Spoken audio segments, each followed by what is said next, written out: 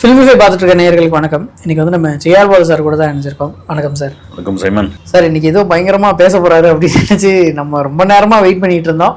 கடைசியில் பார்த்தா இன்னைக்கு பேசாமல் ரோட் ஷோ மட்டும் பண்ணியிருக்காங்க.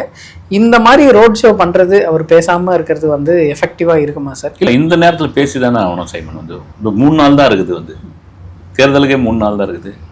பிரச்சாரம் வந்து செவ்வாய்க்கிழமையோட முடிய போகுது.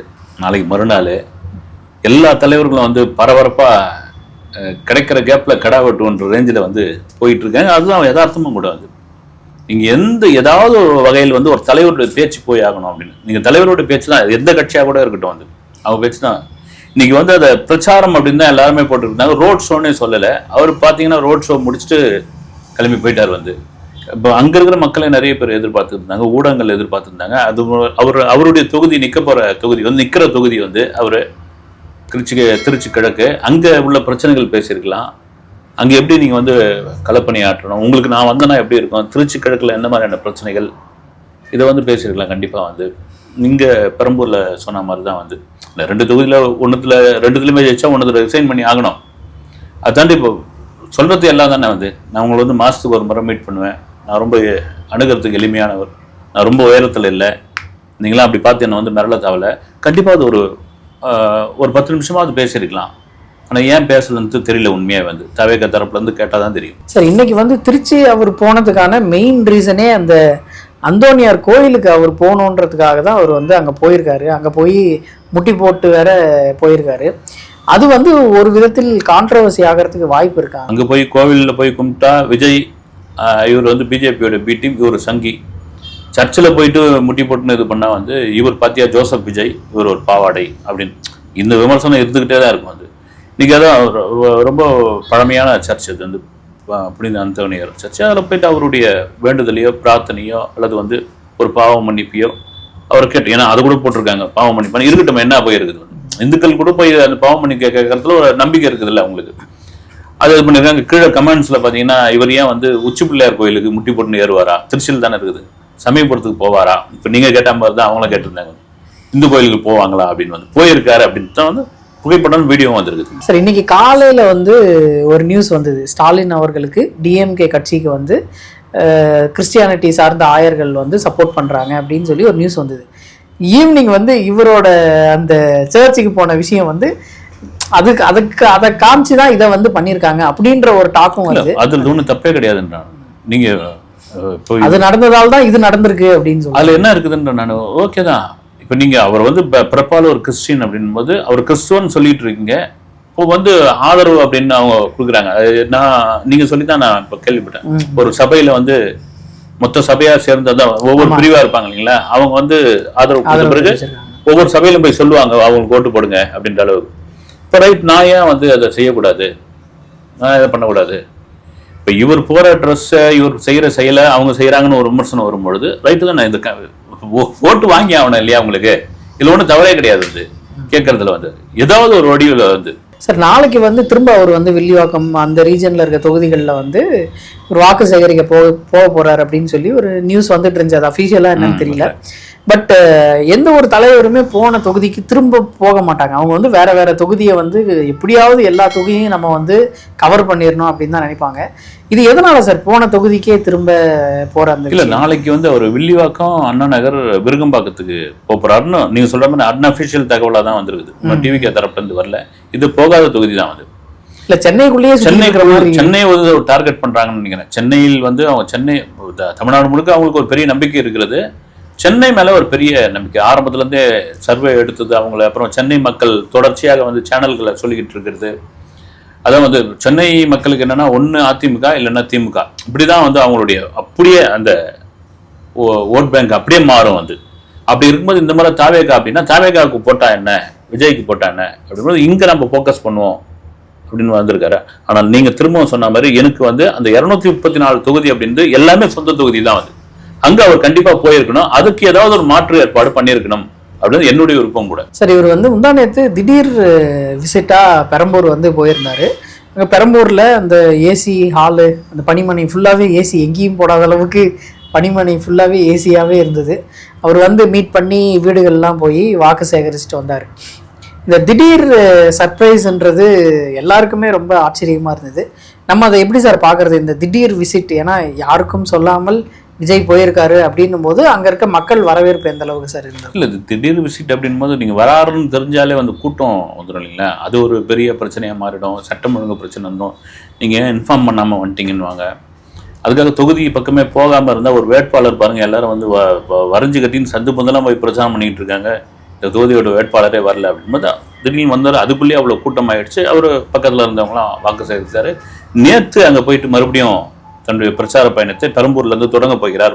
மறுபடியும் வீடு வீடாக வாக்கு சேகரிக்க போகிறார் அப்படின்போது அவர் நான் கேட்டதுக்கு வந்து அது ரொம்ப நெருக்கடியாக மாறிடுங்க, அதனால் வந்து அனுமதி வேணாம், பிரச்சனையாக மாறிடும். ஒரு தரப்பு வந்து இல்லை, அவங்க வந்து மாலையில் வந்து அந்த வாக்கு சேகரிக்கிறதுக்கு போய் கேட்டிருக்காங்க. காலையில் பர்மிஷன் கொடுத்துருக்காங்க. காலைன்னா மதியம் ஆகிடும், ஏற்கனவே வெயில் ஓவராக இருக்குது. இந்த திருப்பூர் போயிருந்தப்போ நிறைய பேர்லாம் மயக்க மடிச்சுலாம் விழுந்துட்டாங்க. அதனால் வேணாம், நமக்காக வந்து தொந்தரவாக வேணாம் அப்படின்னு அதை வந்து கேன்சல் பண்ணிட்டான்ற மாதிரியான ஒரு பேச்சு இருந்தது. சார், முன்ன வந்து பெர்மிஷன் கிடைக்கல அப்படின்னு சொல்லி ஒரு கான்ட்ரவர்சி இவங்க ஃபர்ஸ்ட்லேருந்தே சொல்லிட்டு இருக்காங்க. இப்போ வந்து அந்த இஷ்யூ இல்லாமல் இருக்குது. எங்கெங்கே பெர்மிஷன் கிடைக்குதோ அங்கே இவங்க கேன்சல் பண்ணும்போது அந்த போலீஸ் வந்து அஃபிஷியலாக ஸ்டேட்மெண்ட் கொடுக்குறாங்க, இங்கே பெர்மிஷன் கொடுத்துருந்தா இவங்க கேன்சல் பண்ணியிருக்காங்க. எக்ஸாம்பிள் சொல்லணும்னா இன்றைக்கி கடலூர் போக வேண்டியதாக இருந்தது. எதனால் சார் கேன்சல் பண்ணிட்டாங்க? இல்லை, கடலூரில் சொன்ன மாதிரி ஒரு மஞ்சங்குப்பம் மைதானத்தில் வந்து மிகப்பெரிய கூட்டம், 4000 பேர் இன்னும் அனுமதி, ஹெலிகாப்டரில் போகிறாரு அப்படின்னு நாங்கள் வந்து அப்புறமா வந்து இப்போ அது புதுச்சேரி எலெக்ஷன் நடக்கும்போதே கடலூருக்கு போக வேண்டியது. ஆன் ரோடு அந்த நீங்கள் புதுச்சேரியில் போயிட்டு ஃப்ளைட்டில் இறங்கிட்டு ஆன் ரோடு போகும்பொழுது அங்கே எலெக்ஷன் நடக்கிறதுனால அங்கே ஏதாவது கூட்டம் சேர்ந்து அது ஒரு பிரச்சனையாக அது அங்கே மாறிட போகுது அப்படின்றதுக்காக அதை கேன்சல் பண்ணாங்க. நீங்கள் சொல்கிற மாதிரி திடீர்னு கேன்சல் பண்ணுறது எந்த விதத்தில் ஞாபகம் இல்லை. ஏன்னா இப்போ நாமளும் நெருங்கி வந்து பேச ஆரம்பிச்சிட்டோம். அது பண்ணக்கூடாது. அதுக்கு ஒரு காரணம் அவங்க சொல்கிறாங்க. வந்து இப்போ கடலூர் கேன்சல் பண்ணதுக்கு வந்து நாங்கள் ரோட் ஷோவும் கேட்டிருந்தோம், ஆனால் மீட்டிங் மட்டும் தான் நீங்கள் பேசணுன்ட்டு அது மட்டும் தான் பர்மிஷன் கொடுத்துருந்தாங்க, ரோட் ஷோவுக்கு பர்மிஷன் கொடுக்கல அப்படின்லாம் சொல்லியிருந்தாங்க. ஆனால் சொன்ன மாதிரி வந்து நீங்கள் மற்ற தலைவர்கள் எடுத்துங்க, விஜய் எடுத்துங்க, வந்து மற்ற தலைவர்கள் போகும்போது வர கூட்டத்துக்கும் விஜய்க்கு வர கூட்டத்துக்கும் வந்து அது காவல்துறைக்கு ஒரு பெரிய சவால் தான். வந்து பொதுமக்களுக்கும் அது பெரிய இடையூறாக கூட மாறலாம். அது இந்த நேரத்தில் தேர்தல் நேரத்தில் அது திட்டிடக்கூடாது. அவங்க வந்து இவர் வந்ததுனால பாரு நாங்கள் வந்து பைக்கில் 30 மணி நேரமாக நின்றுக்கிட்டு இருக்கோம், உங்களுக்கு போகிறதுக்கு வசதி இல்லை, அந்த மாதிரியான எந்த வித குறைபாடும் இல்லாமல் காவல்துறையும் வந்து மிக சரியாக இந்த பர்மிஷன் ஏற்பாடுகள்லாம் நல்லா பண்ணியிருக்காங்க. ஆனால் என்னை பொறுத்த வரைக்கும் நீங்கள் சொல்கிற மாதிரி இந்த கடைசி கட்ட பிரச்சாரம் அப்படின்றது வந்து மிகச்சரியாக பயன்படுத்தி கொள்ள வேண்டும். ஏதாவது ஒரு வகையில் அதை கேன்சல் பண்ணுறது அது சரியானது கிடையாது. சார், இப்போது எலெக்ஷன் டேட் அனௌன்ஸ் பண்ணதுலேருந்து இப்போ வரைக்குமே விஜய் அவர்கள் வந்து ஒரு 5-6 தொகுதி கவர் பண்ணியிருப்பாருன்னு நினைக்கிறேன். 234 தொகுதிகளில் 5-6 தொகுதி மட்டும் கவர் பண்ணால் போதுமா? ஏன்னா மற்ற வேட்பாளர்கள் இருக்காங்க, விஜய் அவர்கள் தான் ஸ்டார் வேல்யூவே இந்த கட்சிக்கு. அப்படி இருக்கும்போது ஒரு இடத்துக்கும் போயிட்டு வந்தாருன்னா அவங்களுக்கு தான் செல்வாக்கு அதிகமாகும். ஆனால் இவர் வந்து இந்த 4-5 இடங்களுக்கு மட்டும் போகிறது, இல்லை அவரோட தொகுதிக்கு மட்டும் போகிறது அப்படின்னும் போது மற்ற வேட்பாளர்கள்லாம் கொஞ்சம் சோர்வடைகிறதுக்கு வாய்ப்பு இல்லை. நிச்சயம் நல்ல கேள்வி இது. உண்மையாக வந்து நான் கூட அதை சொல்லியிருந்தேன். நான் ஏன்னா இந்த போன இது கூட ஒரு விவாத பொருளாகவே இருக்குது. இப்போ ஒரு பிரச்சாரத்துக்கு போன அந்த அதிகப்படியாக ஒரு 6 பிரச்சாரம், ஒரு 4 ரோட் ஷோ பண்ணியிருப்பாருன்னு நினைக்கிறோம், 5 அது போன வேட்பாளர் எல்லாம் வந்து தவேகாவுடைய நிர்வாகிகளாகவும் அந்த கட்சியினுடைய அட்மினாகவும் தான் இருக்காங்க.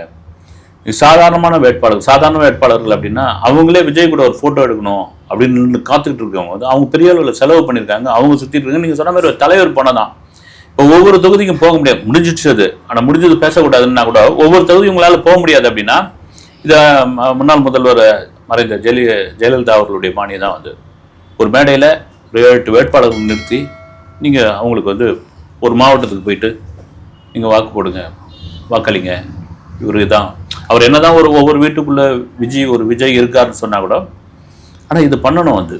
ஏன்னா ஒவ்வொரு வேட்பாளரும் தலைவர் எப்போ வருவார் அப்படின்னு காத்துக்கிட்டு இருக்காங்க. நீங்கள் திமுகவில் எடுத்துங்க, அதிமுகவில் எடுத்துங்க, கம்யூனிஸ்ட் மற்ற கட்சிக்கெலாம் கூட எடுத்துங்க, தலைவர் வந்தப்போ அவங்களுக்கு ஒரு உற்சாகம் இருக்கும். அது கண்டிப்பாக பண்ணியிருக்கணும். அது ஏன் அதை பண்ணலைன்னு வந்து இன்னும் புரியல. வந்து சார், எடப்பாடி தொகுதியில் வந்து அவர்கள் நிறுத்திய வேட்பாளரோட 2 பேரோட இதுவுமே ரிஜெக்ட் ஆயிடுச்சு. அது வந்து நிறைய கொஞ்சம் அதுக்கு ரிலேட்டடாக கேள்வி கேட்டாங்க. நீங்கள் இப்போ எடப்பாடி பழனிசாமி அவர்களுக்கு சப்போர்ட் பண்ணணுன்றதுக்காகவே தாவேக்கால வந்து இந்த மாதிரி பண்ணிட்டாங்க அப்படின்னு சொல்லிலாம் டாக் வந்தது. நேத்து திடீர்னு இந்த கேமரா சின்னத்தில் நிற்பவருக்கு நாங்க வந்து சப்போர்ட் பண்றோம், எங்களோட ஆதரவு தெரிவிக்கிறோம் அப்படின்னு சொல்லி. தொலைக்காட்சி கேமராவா? கேமரா தானா? கேமரா. Right right. ஐயோ கேமராவா? ஏதோ ஒரு சுயேட்சை வேட்பாளர் வந்து நிக்க போறாரு, அவங்களுக்கு நாங்க ஆதரவு தெரிவிக்கிறோம், பிரேம்குமார் அவர் பேர் அப்படின்னு சொல்லியிருக்காங்க. இவங்க ஸ்டார்டிங்லயே கொஞ்சம் கான்சென்ட்ரேட் பண்ணி அந்த வேட்பாளர்கள் யார் யார் ஃபைல் பண்ண போறாங்களோ அதெல்லாம் கொஞ்சம் செக் பண்ணியிருந்தாங்கன்னா இந்த இஷ்யூ வந்திருக்காது. இல்ல இது வந்து இந்த மாதிரி நிக்கல அப்படின்னு ஒரு கான்ட்ரவர்சி கிளம்பினதுக்கு அப்புறம் இந்த மாதிரி ஒரு முடிவு எடுத்திருக்காங்களா? எப்படி நம்ம இதை நீங்க சொன்னதுதான் வந்து விமர்சனம் வந்து இது வர தகவலாக தான் வந்து ஒன்று வந்து எடப்பாடி பழனிசாமி அவர்களுக்கு ஆதரவாக அந்த வேட்பாளரை வந்து இவங்க வாபஸ் வாங்க வச்சாங்க, இல்லதான் அந்த மனுவை வந்து தள்ளுபடி செய்ய வச்சாங்க அப்படின்ற மாதிரி இதுல எந்த அளவுக்கு உண்மை இருக்குதுன்னு தெரியல. இல்லது அந்த நபர் ஓடி போயிட்டாரு, அவர் விலை கொடுத்து வாங்கப்பட்டாரா, அவர் மிரட்டப்பட்டாரா அப்படின்ற ஒரு பேச்சும் ஒரு பக்கம் இருக்குது.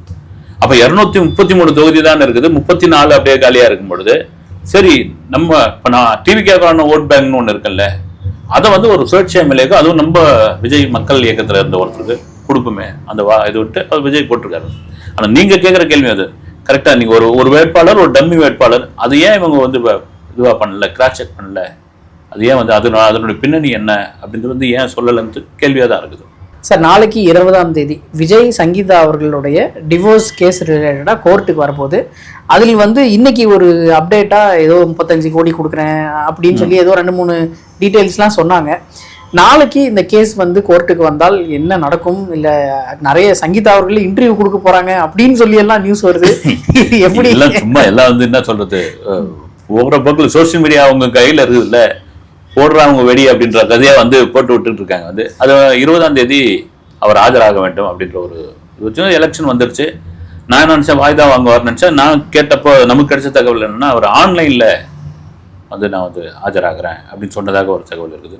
அப்புறம் வந்து சமரசம் ஆயிடுச்சு, 2 பேருக்கும், சங்கீதா விஜய்க்கு சமரசம் ஆயிடுச்சு. சமரசம் பண்ணி வச்சவங்களுக்கு எஸ் ஏ சந்திரசேகர் அவர்களும் சோபா மேடம் அவர்கள் தான் அப்படின்லாம் சொன்னாங்க. அது திடீர்னு பார்த்தா இல்லை சமரசம்லாம் ஆகலை அப்படின்னு சொல்லி எங்கள் ஜீவனம் சும்மா 35 கோடி தரவத்தா கூட ஒத்துக்கிட்டு தான். இது எல்லாமே வந்து ஒரு இது, அதாவது என்ன வந்து உறுதி செய்யப்படாத ஒரு தகவலாக செய்தியாக தான் இருக்குது. வந்து நாளைக்கு அந்த கோர்ட் கேஸ் வரும்பொழுது அது உண்மையாக ஆன்லைனில் ஆஜராகிறா, வாய்தா வாங்குறாரா, இது இவங்களோட இருக்கிற பிரச்சனை என்ன, ஆனால் நிச்சயமாக ஒரு செய்தியாளர் சந்திப்பு அவங்க சங்கீதா இல்லைன்னு மட்டும் தெரியுது. வந்து இந்த நேரத்தில் செய்தியாளர் சந்திப்பு இருக்காது, வாய்ப்பு இல்லை. விஜய் அவர்கள் செய்தியாளர் சந்திப்புக்கு ஏதாவது வாய்ப்பு இருக்கா சார்? இன்னும் 2 நாள் தான் இருக்கு. 2 நாள் தான் இருக்குது, நாளைக்கு தான் இருக்குன்னாங்க. ஆனால் செய்தியாளர் சந்திப்பில் 21ஆம் தேதி ஒய்எம்சிஏ நந்தனம் ஒய்எம்சிஏ கிரவுண்டில் ஒரு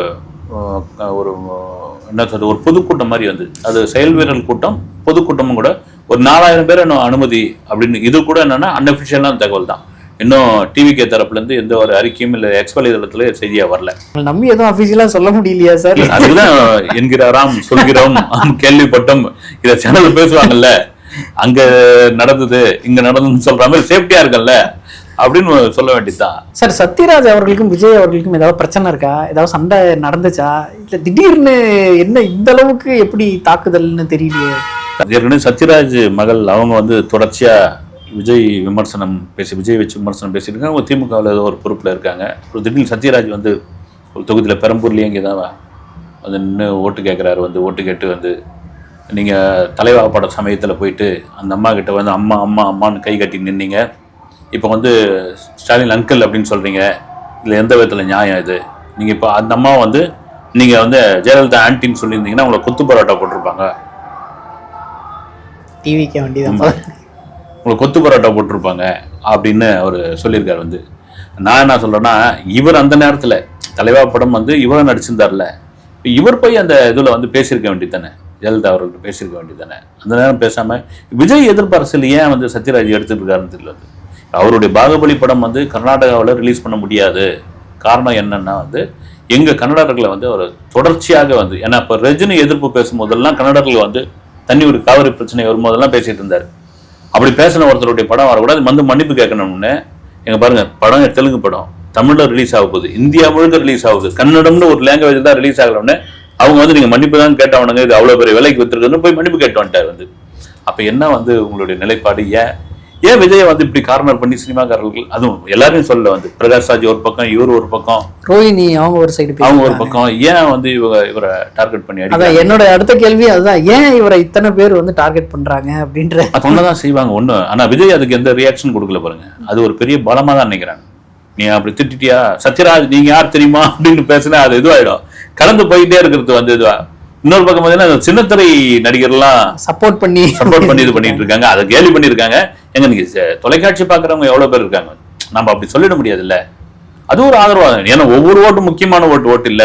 அவங்க பேசுறவங்க போய் இது சொல்றதுனால ஓட்டு போட்டுருவாங்களா அப்படின்ட்டு வேற, அது வேற விஷயம்.